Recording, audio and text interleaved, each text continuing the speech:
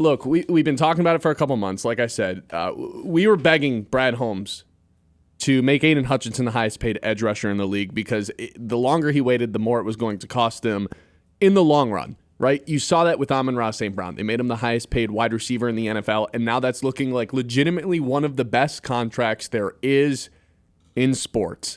Once upon a time, less than 15 months ago, Amon-Ra St. Brown was the highest paid receiver in the NFL. Now you've got Garrett Wilson, DK Metcalf, AJ Brown, all making more money than him on a per-year basis, which is borderline laughable in the case of DK Metcalf making more than Amon-Ra St. Brown. They paid their guy way earlier than they needed to. They paid him way more than they needed to in total, and it ended up paying off because obviously the market resets itself and you have all these guys now making more money than Amon-Ra St. Brown. And we sat here on this show right here at this desk, and I put my hands together and I said, please, Brad Holmes, do the exact same thing with AIDAN Hutchinson. Well, it is now July 18th, and guess what? Unfortunately, TJ Watt has reset the market. Yesterday, TJ Watt signs for an outstanding $41 million per year, $108 million guaranteed, and for the fourth time just this offseason, the market has been reset. They could have extended AIDAN Hutchinson back in March, made him the highest paid edge rusher in the league by giving him $35 million per season. Because guess what's happened in the last 4 months? Max Crosby resets the market March 5th, $35 million per year, $62 million guaranteed. Then Myles Garrett resets the market, $40 million on a per year basis, $123 million guaranteed March 9th. March 19th, Danielle Hunter gets $35 million, 48 of it guaranteed. And then yesterday, of course, like I said, TJ Watt, $108 million guaranteed, $41 million per season. Before that, it was Nick Bosa, who was atop the market. So if the Lions really wanted to get ahead of everything, at the beginning of March, really right when the season ended, they could have said, hey, Hutchinson, here's $35 million per season. We want you to be the highest paid edge rusher in the NFL. And I just have a hard time believing anyone, regardless of their position, regardless of when they were drafted, regardless of what kind of production there's been, no one declines a contract that makes you the highest paid player at your position across the NFL. I just don't think that fundamentally happens across the league. My stance is the Lions were a little bit like, hey, we want to see what you look like before this injury. Really, like, we want to see what you look like coming back from this injury. We want to work things out. I don't know if we want to make you the highest paid edge rusher in the league right now. And now look at that. 5 months later, you have 4 guys that have completely reset the market. TJ Watt doing it yesterday.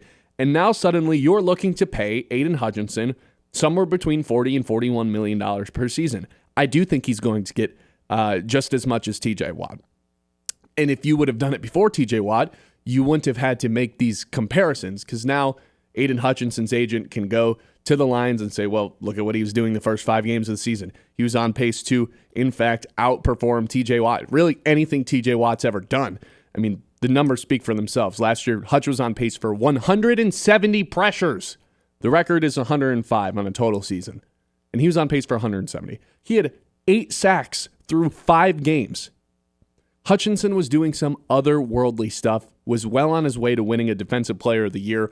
I do not care about this leg injury in terms of paying AIDAN Hutchinson. It doesn't scare me whatsoever. He's 24 years old. He's the face of this franchise. He's everything that Dan Campbell has brought over with in terms of the culture. He embodies that. Not to mention he's from Detroit. He's the face of this franchise. He's the highest overall draft pick there is on this team. There's a pretty good argument he's the best player on this team. There's a pretty good argument you can pick him to win Defensive Player of the Year this year. And they waited to pay him, and now it's going to cost them some money. They could have made him the highest paid edge in the league in March at $35 million per season. Now it's looking like somewhere between $40 and $41 million a season.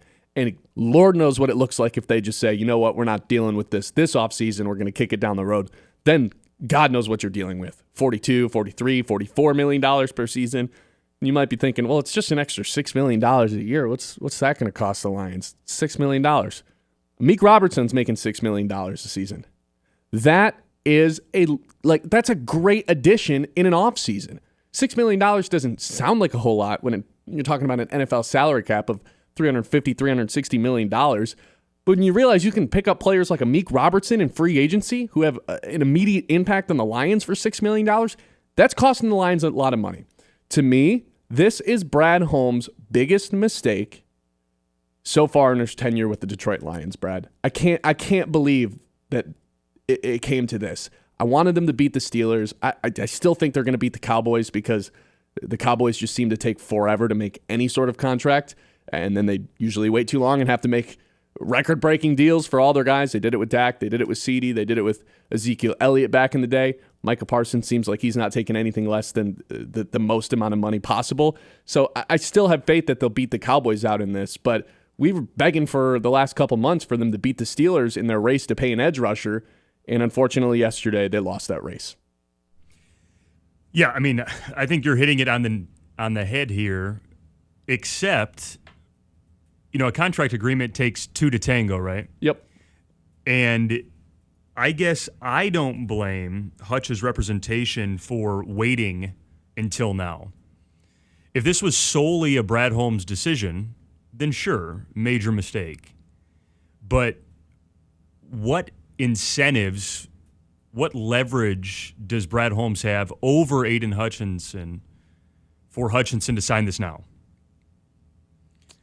In what world would AIDAN Hutchinson not want to wait until after TJ Watt signed, until after Myles Garrett signed, until after Max Crosby signed, and so until after Danielle Hunter signs? To me, this is on Hutch more than it is on Brad Holmes, in that if I was Hutch, I'd want to wait.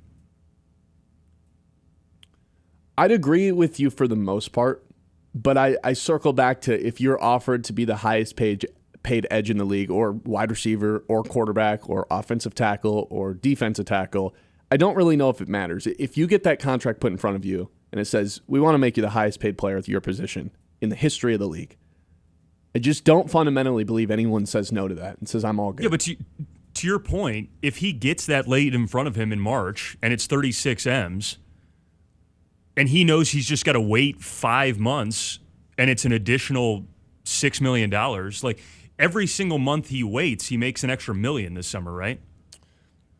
Per year. Yeah, theoretically. But then I guess my question back to you would be, okay, then why doesn't Crosby wait then? Because Crosby's camp could have made the argument, well, I'm going to wait until Hutchinson's done. Same thing with TJ Watt. The answer to that, to me, is Hutch has less to lose. He's the youngest, and despite a broken leg, he has the least injury/age concern of anyone in that group. So if I'm his representation, I'm telling him wait out.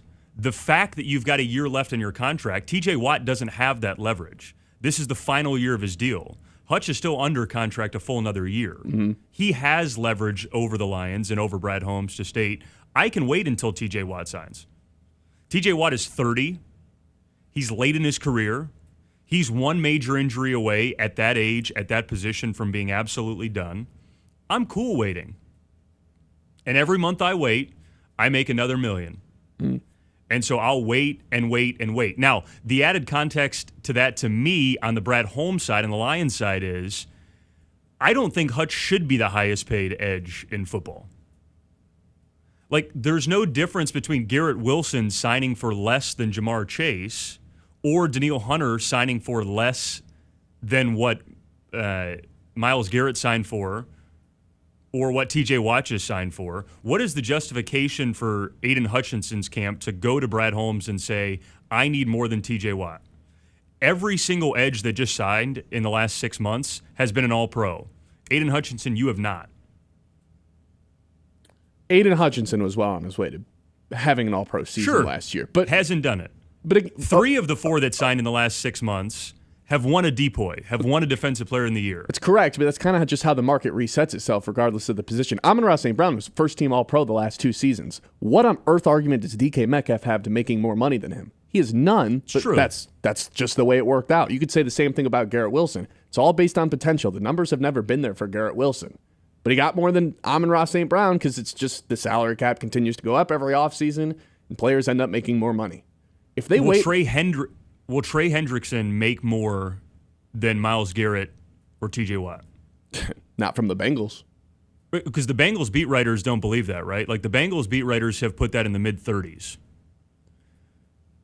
Yeah, why would he not make the more Bengals as he's situation led? is hard to compare anything to. I don't want to compare Lions It is true. situations to Bengals Yeah, bad situations. or poor ownership.